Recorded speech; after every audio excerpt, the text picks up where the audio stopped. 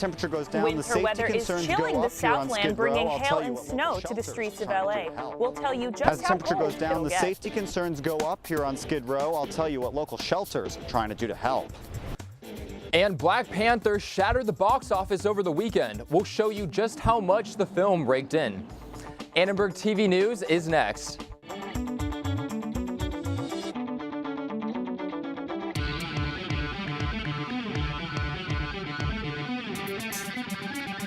Live from USC, you're watching Annenberg TV News.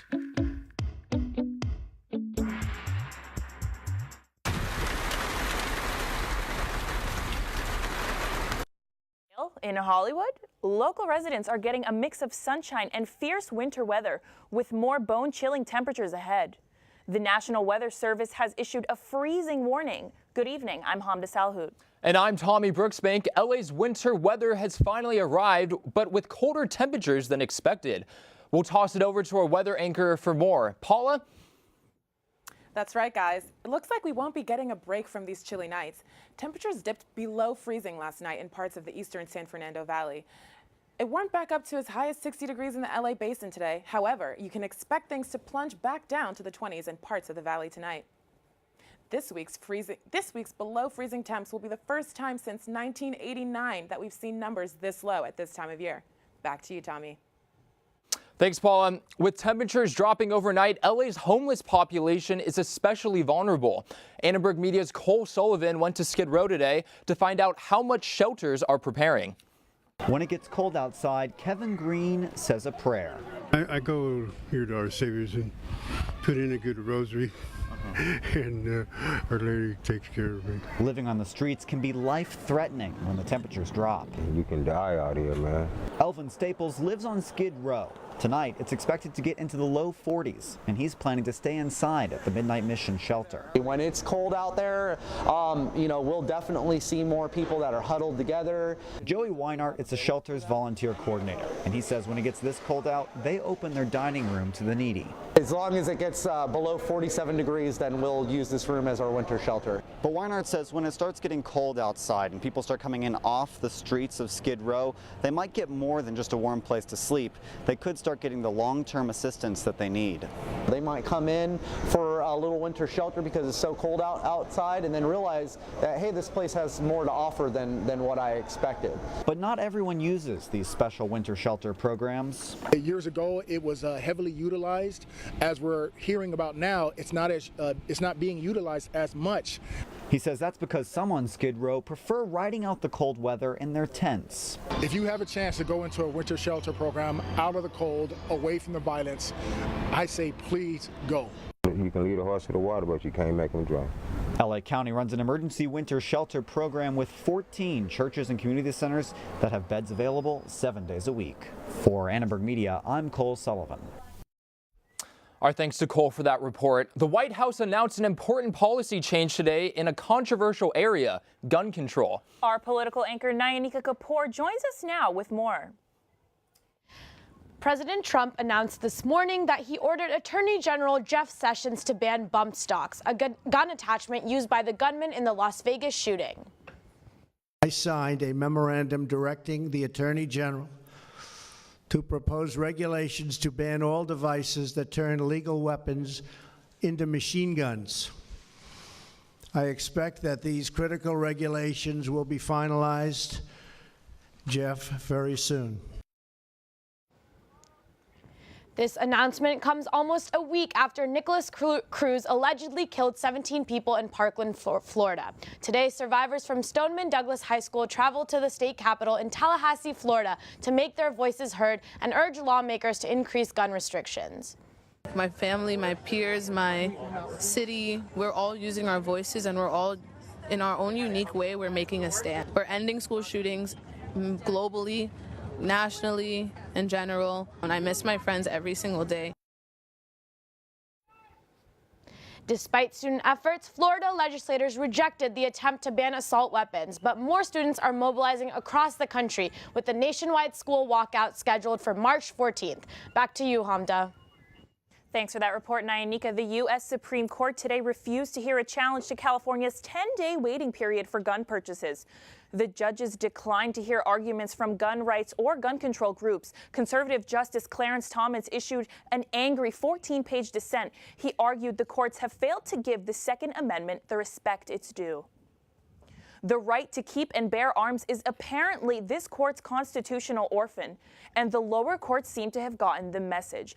Justice Thompson said the court's refusal to accept gun cases is a double standard. He noted the court is hearing at least 5 First Amendment cases and 4 Fourth Amendment cases this term. A lawyer linked to a former Trump campaign advisor pleaded guilty today to lying to investigators. This is the 4th guilty plea obtained by special counsel Robert Mueller's team. Alex Van Derjwin was charged this morning with covering up discussions about Ukraine with Trump's former campaign aide, Rick Gates. This was in the fall of 2016 before Trump was elected president.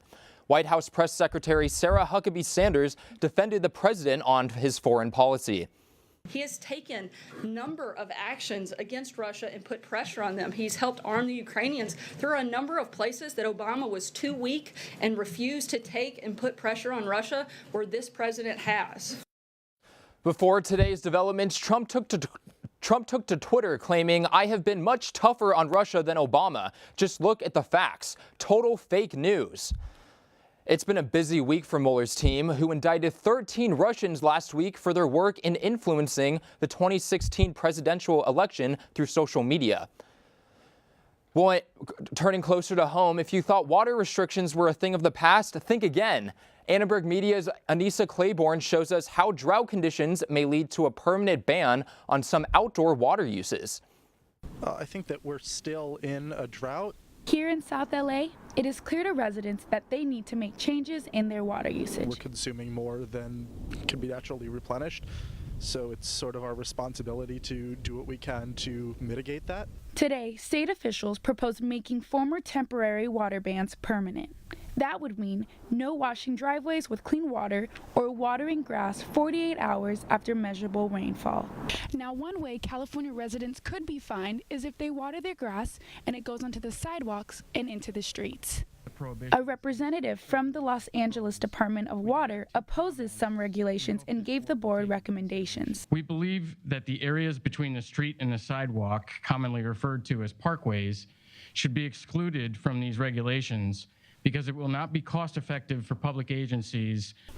A USC landscape architecture professor believes the ban is a band-aid for our water crisis, but a step in the right direction. Changing behavior is important, and people need to really understand the resources it takes to bring potable water to Southern California. We don't have it here. We import, I think, close to 90% of it. State officials are planning to get more input on a permanent ban before taking a final vote.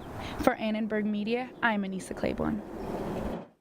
The NCAA Infractions Appeals Committee upheld a harsh punishment against the University of Louisville. This decision comes after former Cardinals Director of Basketball Operations, Andre McGee, was accused of paying thousands of dollars to exotic dancers and escorts for players and recruits. I'm totally saddened and to the point of disbelief over the incidents. We've built a very strong culture here of discipline and doing the right things. The Cardinals will have to vacate 123 victories, including the 2012 Final Four appearance and the 2013 National Championship. The university will also return millions of dollars in conference revenue from NCAA tournaments from 2011 to 2015. A dark cloud has hung over our heads for more than 2 years. The events that took place in the past have painted an unfair portrait of the University of Louisville. We are ready to move ahead and display an even stronger commitment to excellence both on and off the court. In her book, Breaking Cardinal Rules, Basketball and the Escort Queen, Katina Powell claims Mickey paid her $10,000 for 22 shows at the team's dorm from 2010 to 2014. A statement given by the interim president, Greg Postel, said, quote, "I cannot say this strongly enough. We believe the NCAA is simply wrong."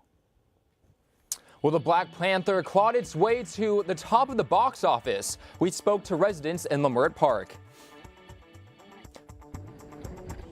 And USC students from the Rocket Propulsion Lab broke a record of their own this weekend. Aton Wallace live in Arcadia, where our community members are hosting a viewing party for a hometown Winter Olympian. We'll tell you who that Olympian is in a live report. Recently, our country has witnessed catastrophic devastation. Hurricanes and flooding have upended lives and livelihoods. Across this great country, Americans have answered the call. That special calling that compels us, when others are down, to step up and do whatever it takes. America's at her best when, against all odds, we come together and lift each other up. Please donate to oneamericaappeal.org. America needs you. Thank you. Thank you. Thank you. Thank you. Thank you. Listen, I realize that I'm not perfect, but it all really started to change because you judge me for having a problem. No one is going to know that I need help. I need help. I know that no one is going to judge me for having a problem.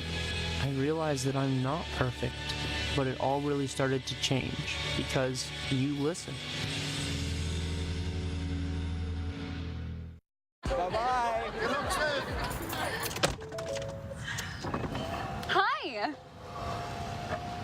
Hoping for a crisp breeze to help keep you alert. Oh, he took a sip of water too. That'll probably help. You were probably going to turn down the radio too, so you could focus, right? Probably okay isn't okay. Right? If you see a warning sign, stop and call a cab, a car, or a friend. I think the water line is what really drove it home. I blew on him. Black Panther hit movie theaters this weekend, shattering records at the box office. The movie made almost $250 million in the U.S. and over $400 million worldwide in just 4 days. That's the best opening ever for a movie released in February.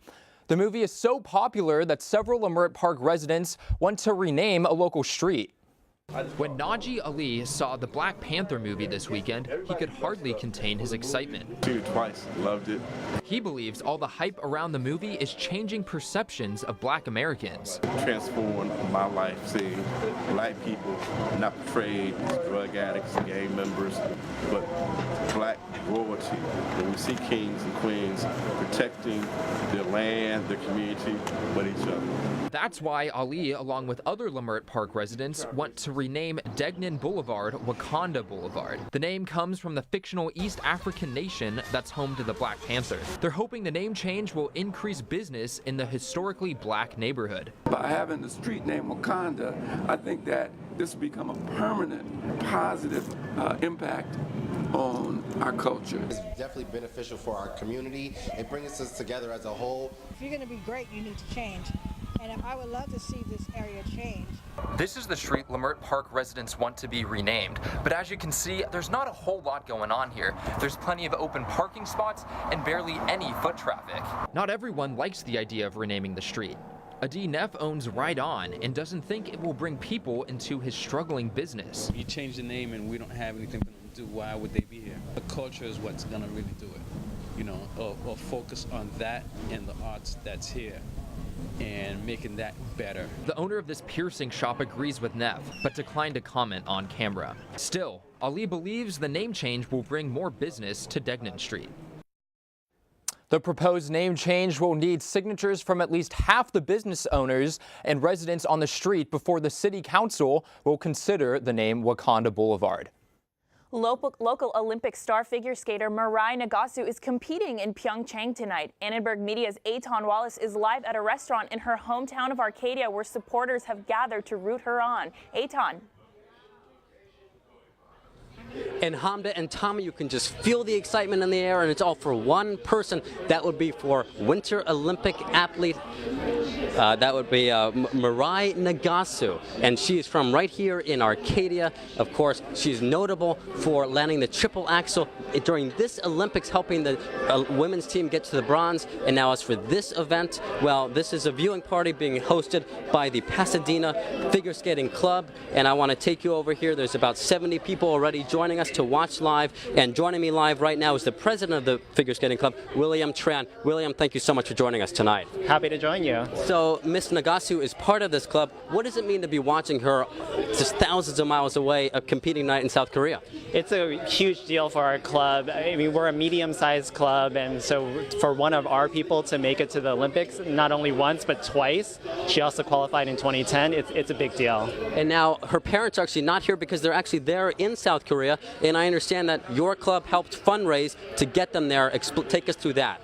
Sure. The second we realized that she qualified for the Olympic team and was selected for the team, we decided we wanted to help out. We knew it would take a lot of money to travel her boyfriend, her parents, or whoever she needed to be there to be her support system, and we knew that would be a financial struggle, so we put together a page on You Caring. It's a crowdfunding page, and we raised over $14,000. William, thank you so much for taking the time with us this evening, and we wish, of course, Ms. Nagasu all the best. Now, of course, I did want to point out that if you do want to watch Nagasu perform tonight, she will be performing exactly at 7:52 p.m. And if you want to watch the rest of the Olympics, well, you have until February 25th. We're reporting live here in Arcadia tonight for Annenberg Media. I'm Eitan Wallace. Back to you, Hamda and Tommy.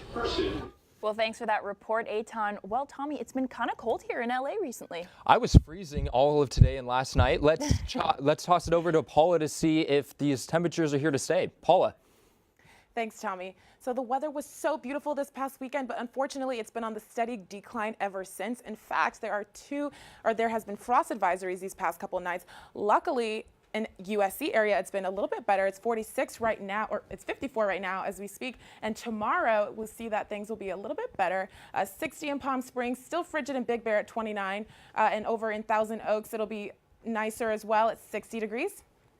And about in the high 50s for that whole area. Over here at USC, things will be a little cooler. 57 at USC, 59 at LAX. For the 5-day forecast, it'll be into the 60s for the rest of the week, low to mid 40s for the lows for the week, and then for the weekend it'll be 75, or hopefully, up to 68 degrees this weekend, and so hopefully next week we'll get to 70. Back to you guys. Looking forward to those warmer temps.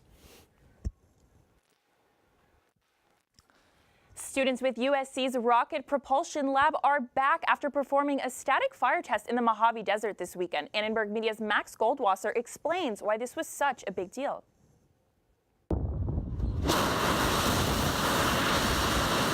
The USC Rocket Propulsion Laboratory is more than just groundbreaking.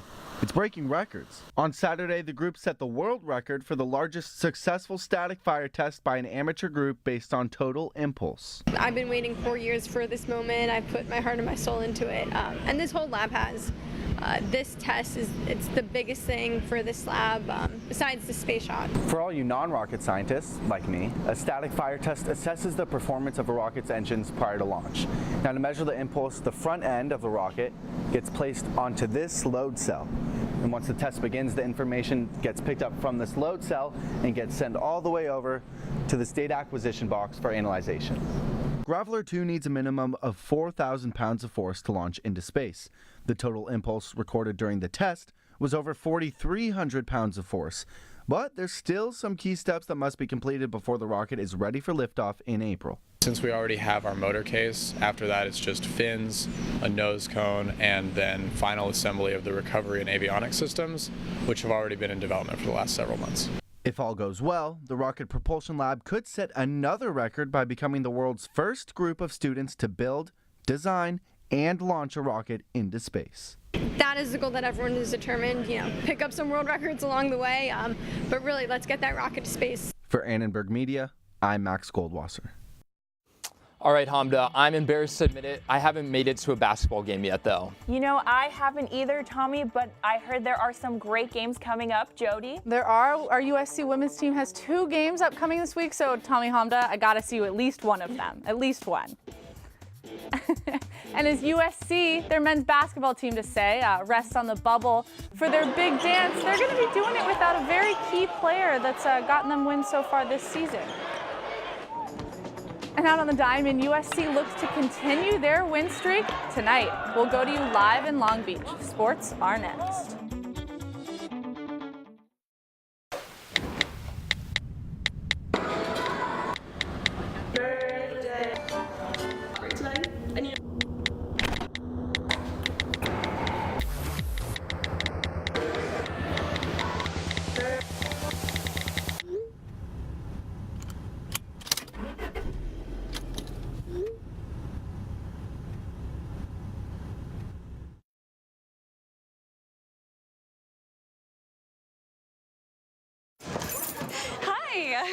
You think you're probably sober? Yeah. But you're thinking about taking the back roads home, just in case. Why would you do that? Probably okay isn't okay. Call a cab, a car, or a friend. Good choice. Every year, 40% of all food in the U.S. never gets eaten. 40%. That's almost half the food we produce. Food waste is a serious problem. It impacts all of us. And it's expensive. Your family is throwing $1,500 a year in the trash. We're working hard to put food waste on the chopping block. And you can do the same at home. Learn how to cook it, store it, and share it. Just don't waste it. Go to SaveTheFood.com. After 15 years of smoking, Eva Marie quit. There's a new lung cancer screening that could save her life. You stopped smoking. Now start screening. Learn more at savedbythescan.org. It's officially baseball season here at USC. The Trojans picked up their first series win of the season, going 2-1 against Utah Valley over the weekend. Junior outfielder Lars Nootbaar rocketed the first Trojans homer of the season right here in the bottom of the 5th. And then in the bottom of the 7th, you have Matthew Acosta, who rocketed a nice 3-run shot to take the lead and the win over the Wolverines. Coach Dan Hubbs noted that both these players should be big producers for the Trojans. Well, I thought the guys put good at-bats together. We were able to get some free bases and then came up with a couple big hits. You know, it took till about the 5th inning of game 2 when we really started to swing like we were capable of and have those quality at-bats that we're looking for each and every time. And now 2-1 on the season. The Trojans are out in Long Beach to face the 1 and 2 Dirtbags. Angel, how are the Trojans doing out there? Thanks, Jody. I'm here at Blair Field, the home of the Long Beach State Dirtbags. The Trojans are locked into their first midweek contest of the regular season. You mentioned it, Jody. USC's had a lot of success early on this season at the plate, but they've been really impressive on the mound, especially the bullpen pitchers. Coach Dan Hubbs really likes what that part of his team is doing. Well, I think all weekend the bullpen was great because Manning came in on Friday through 4 innings of 1 run, and then yesterday they went 5 innings of 0, and then today, you know, obviously Solomon gave up those 2 in the 7th, but I thought all in all our bullpen was fantastic. Now we got to get our starters throwing the way they're capable of. And well, here at Blair Field, we're actually in the bottom of the 1st inning. In the top of the 1st, the Trojans took a 1-0 lead on an RBI ground out by Lars Nootbaar, who Jody mentioned. So the Trojans off to a great start here at Blair Field. Hopefully they can come away with their first road win of the season. Back to you, Jody. Thank you so much, Angel. And now heading out into the hardwood, the Trojans will be without Benny Boatwright for the remainder of the season after the junior forward suffered an injury in the team's win over Oregon. We don't have any update. I'm going to go see him right now. I'm sure we'll have a statement later. Is it a knee, an ankle, or a knee? Boatwright averaged 13.6 points and 6.4 rebounds this season. While the 3-year starter's absence will be felt, the Trojans picked up a nice win over Oregon State. The team's sweep of the Oregon schools has them tied for 2nd in the conference with just 3 conference games remaining. The team will face Colorado tomorrow night in Boulder. And now the USC women's basketball team dropped both of their games against the Oregon schools. And following Sunday's loss to the Beavers, sophomore Mignon Moore tweeted out that some Oregon State fans had made racial slurs at her and her teammates. She's since deleted those tweets, but retweeted those who supported her. One such person was Moore's teammate, Kristen Simon, who tweeted, "Pops told me, unfortunately, that's the way of the world. Grateful for my family, my teammates, and staff." USC Athletics also issued a statement today in response, saying, "We have been in contact with the Oregon State administration as they work to get more information and address this issue. Both schools strongly agree that there is no place for such racially insensitive language in sports. We appreciate Oregon State and the Pac-12's immediate dedication to investigating this incident and their efforts to ensure that our collective values of respect and inclusion are upheld." The women of Troy will turn their focus back onto the court as they close out their regular season, playing host to Utah on Thursday and Colorado on Saturday. So like I said, Tommy and Honda, they have 2 more regular season games coming up, and I got to see you at least one of them. I'm definitely going to make it to one. I'm just getting ready for March Madness, too. I'm so excited for that. Definitely looking forward to that. Thanks, Jetty. Well, USC opens its first office in Europe. We spoke to USC's provost about what this means for students studying abroad.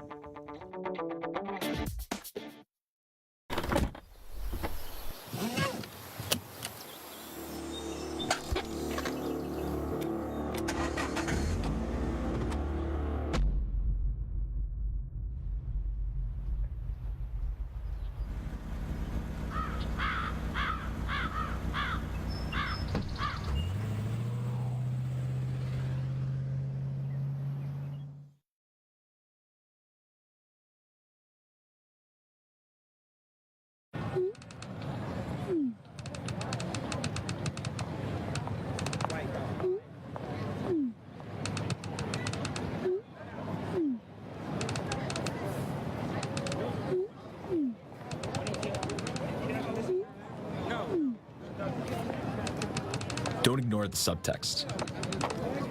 It's on us to intervene in sexual assault. Because we can. Take the pledge at itsonus.org. Hey, look, it's those guys. Are you good to drive? I'm fine. How many did you have? I should be fine. You should be. Go and step out of the vehicle for me. See ya, buddy. Good luck.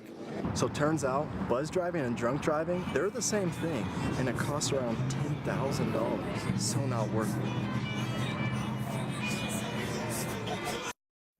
USC opened its first European global office in London this week. The office will support European student recruitment, conduct research, and provide resources for current students studying abroad.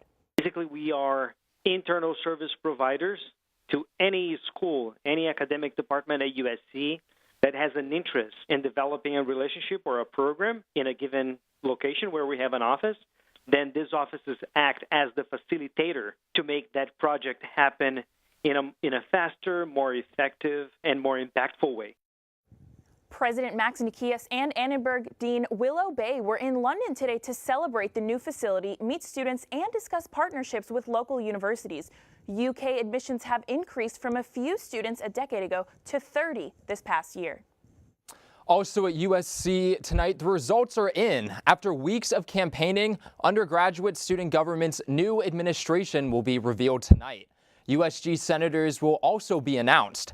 Current President Austin Dunn will be succeeded by either Debbie Lee or Mai Mazzano. The meeting starts at 7 p.m. You can follow the results on our Twitter account at Annenberg Media. I got to tell you guys, I'm anxious to hear what these results are going to be. I'm pretty excited. You know, I cast my vote, so we'll have to see. I think it's kind of fun that they all get together and look at the results. I know I voted too. Hamda, did you? I definitely voted from home. I definitely did. Okay. And I did find out that grad students cannot vote because of, governing body, I guess. Right, well, because it's only for undergraduate students. Got it. Definitely makes sense. I do believe the event will be live streamed tonight on Facebook. Yeah, it's exciting. It'll be good to follow along. Yeah. Should be fun. Yeah, definitely. Can't wait to hear those results. Well, thanks for watching Annenberg TV News. From everyone at Annenberg Media, I'm Tommy Brooksbank. And I'm Hamda Salahut. You can watch us online at uscannenbergmedia.com. Good night.